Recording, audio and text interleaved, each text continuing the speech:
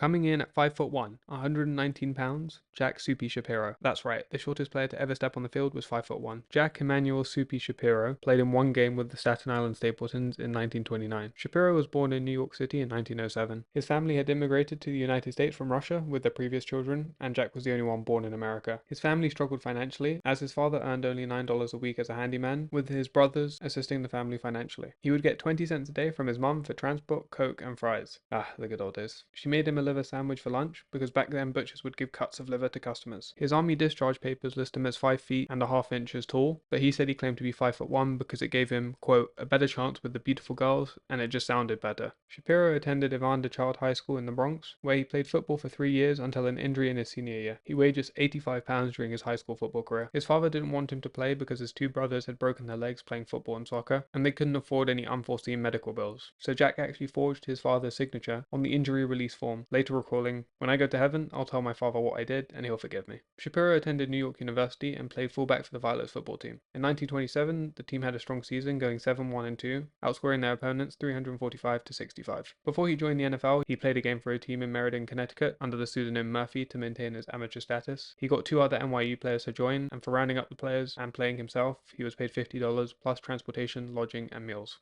In 1929, Shapiro joined the Staten Island Stapletons and played as a blocking back. He played in their victory over the Minneapolis Red Jackets, and his unofficial stats for the game were returning a punt for 12 yards and carrying the ball twice for a net of 7 yards.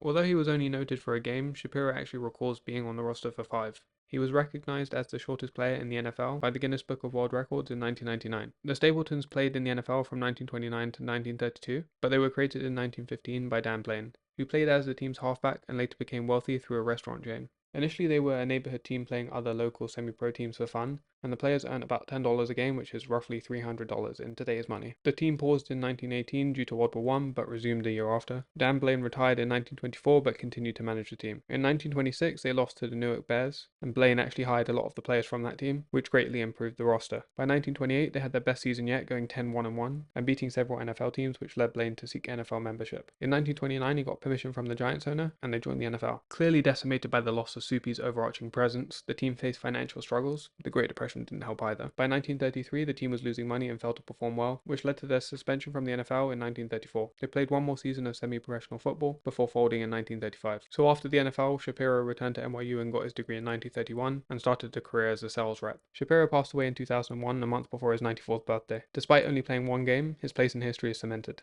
Alright, thanks for watching.